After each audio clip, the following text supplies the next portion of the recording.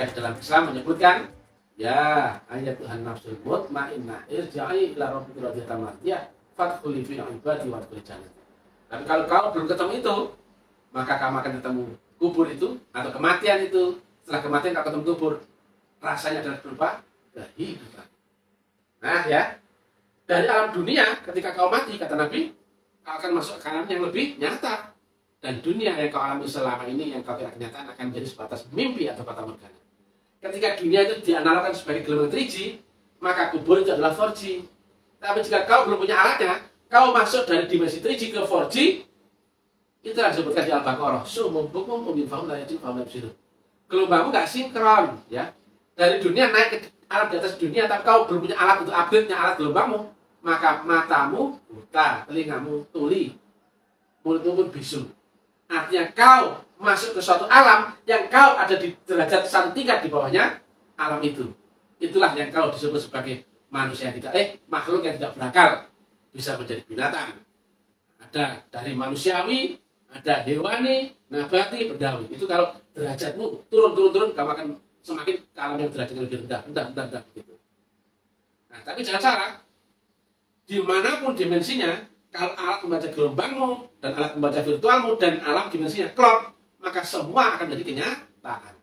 Saat kau mimpi dalam mimpi nyata, dikejar anjing pun akalmu kita lari, pancaindramu pun begitu fungsi. Saat mimpi dalam mimpi nyata, maka rasanya kau seperti manusia yang berakal dan berpancaindra. Tapi begitu kau bangun dari tidur, masuk alam nyata lagi, akalmu pun fungsi, pancaindramu jalan. Rasanya pun kau seperti manusia dalam dunia. Demikian juga kau masuk ke alam kubur, kalau kau punya alat yang masuk ke alam yang nyata, yaitu jadi alam kenyataan, yaitu pancaindramu jalan dan juga akalmu pun fungsi. Demikian juga barzah dan sebagainya. Nah, ketika kau di kehidupan sekarang, dunia adalah patokannya tadi ya, kenyataan itu adalah alam konkret, alam yang alat membaca kesadarannya dan alat membaca virtualnya klop dengan alam yang dimensinya itu sinergi atau klop. Maka kau merasa seperti manusia yang berakal dan berpancaindra. Sekarang saya tanya, apa yang kira-kira dirasakan oleh hewan di alam hewan? Manusia. Karena alat membaca gelombangnya adalah pembaca, ya seperti itulah di alamnya binatang. Alatnya pun alam binatang, alat membaca binatang. Rasanya manusia. Tapi dilihat dari dimensi lebih tinggi, kau nggak berakal. Kau nggak punya akal, kau itu binatang. Tapi bagi binatang itu dalam binatang seperti manusia. Sama seperti kita sadar, lihat orang bermimpi, menggigil lah dia. Tapi kita tahu nggak dia itu bermimpi? Tahu. Tapi saat dia di alam mimpi, saat itu dia pun kenyataan. Begitu dibangunkan, kau tadi mimpi apa? Aku mimpi dikejar anjing, aku lari ketakutan. Tapi semuanya nyata itu dalam mimpi loh. Di sana dia nyata, tapi dia ada dimensi lebih tinggi. Kau cuma bermimpi tadi loh. Sama seperti binatang dalam binatang. Nyata. Sebagai apa? Manusia. Patokannya adalah alat membaca gelombang dan alat membaca virtual. Nah, inilah akal, inilah pancaindra.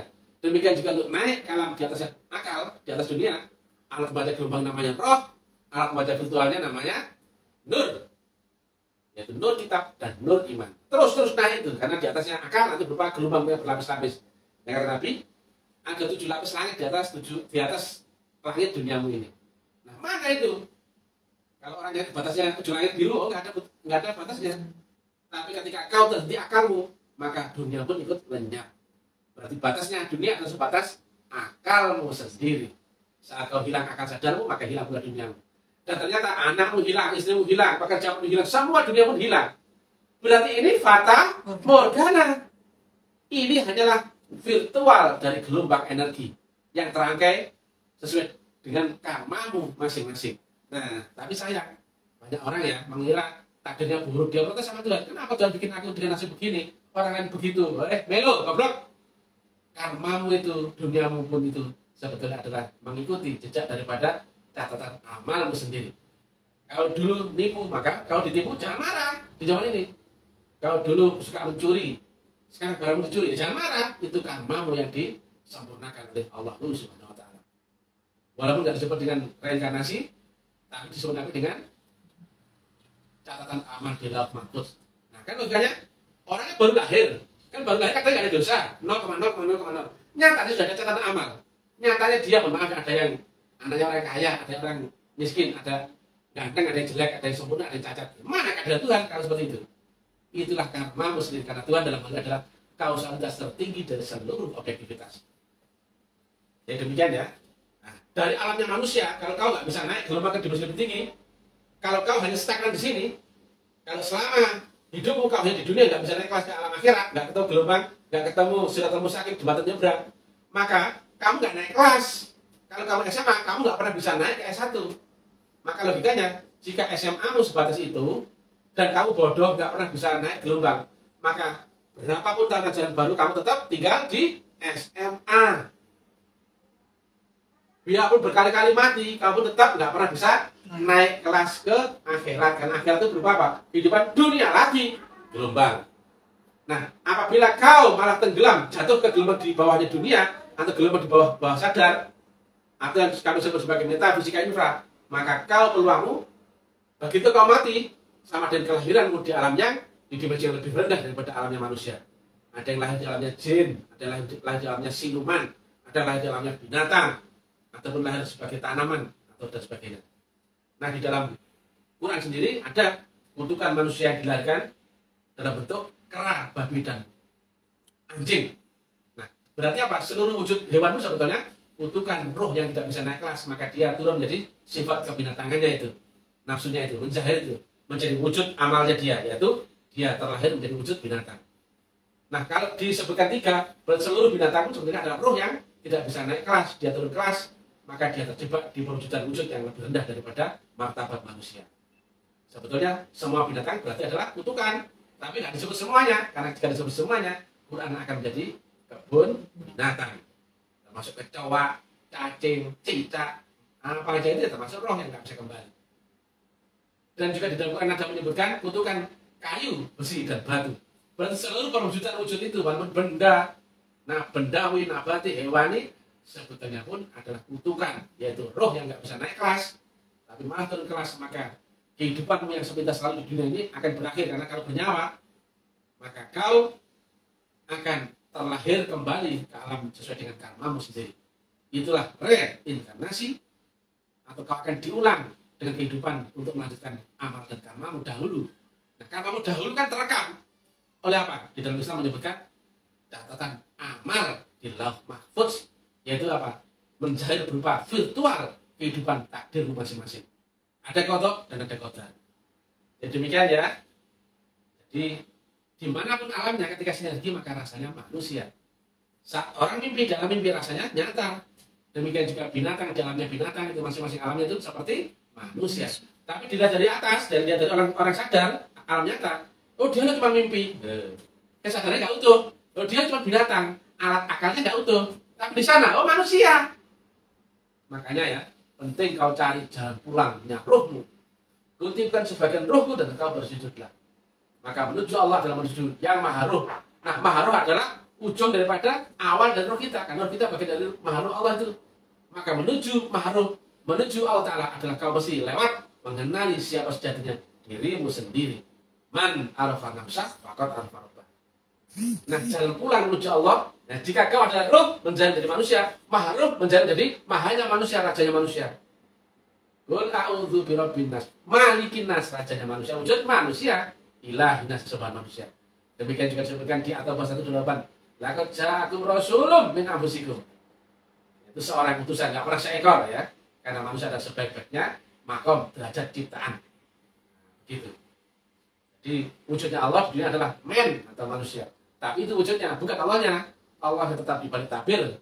Laisa kamitslihi syai'un.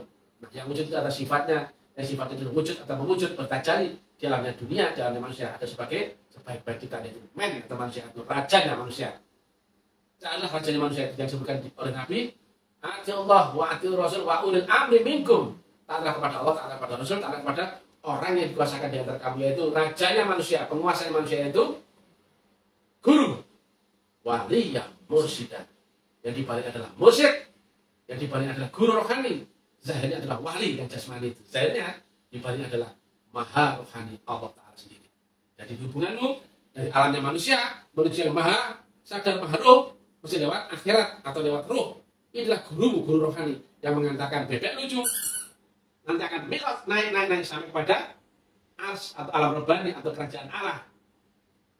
Itulah Malika yaumiddin. Aku raja di langit akhir tertinggi. Bukan di sini Allah, bukan. Kalau masih ada yang lebih tinggi, dan Allah namanya. Dia adalah kausalitas tertinggi dari seluruh objektivitas. Nah, ya, di setiap langit ada kausalitasnya, ada feedbacknya. Kalau kau nampar orang di sini di dunia, kau tampar balik sama dia. Bukan Tuhan yang nampar kamu, siapa? Orang itu. Kalau kau nipu, kemudian orang itu marah, kemudian menuntutmu di pengadilan, bukan Allah yang menghukummu di pengadilan, bukan. Itu karena karmamu di dunia. Ada pula karma di langit kedua, karma di langit ketiga, terus. Sampai kau akan ketemu karma di langit objektivitas tertinggi. Itulah Allahu Subhanahu wa Ta'ala. Zero. Tidak terpengaruh kanan, kiri, depan, belakang, sebab. Not belonging. Terbebas dari pamrih, keinginan, harap, khayal, kepentingan, dan sebagainya. Nah, menuju Allah adalah menuju ridhonya. Karena ridho itu ketentuan Tuhan, kehendak Tuhan. Dan kau hanya bisa dengan adaptasi. Zero. La ilaha baru akan ada. Illallah. Selama kau ada muatan, kau nggak akan bisa menerima takdir Allah yang ridho tadi.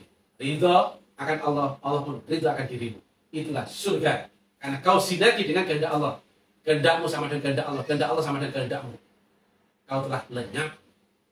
La ilaha illallah. Demikian. Salam kebalikan tasawuf. Hati-hati. Jika kau tidak bisa selesai di kehidupan ini, kau pun akan terlahir di kehidupan lain. Kau akan melanjutkan karmamu. Karena kau hanya terhenti di waktu yang sekarang, yaitu di jam 24.00. Kalau kau nggak selesai, kamu akan sama ketemu dengan halnya, ketemu waktu jam 00,00.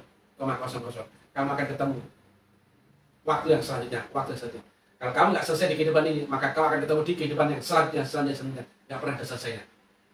Baru ya, ayat Tuhan nafsul mutmainnah, irji'i ila rabbiki radiyatan mardiyah, fadkhuli fi ibadi, wadkhuli jannati. Adalah guru rohani. Itu gurunya Mr. Tem yang mutlak, yang bisa menghantarkan kepada yang maha mutlak, Allahu Subhanahu wa Ta'ala. Bila taufiq wal hidayah, ilahi yang tamasudi, wa lidawaka manubi. Assalamualaikum warahmatullahi wabarakatuh.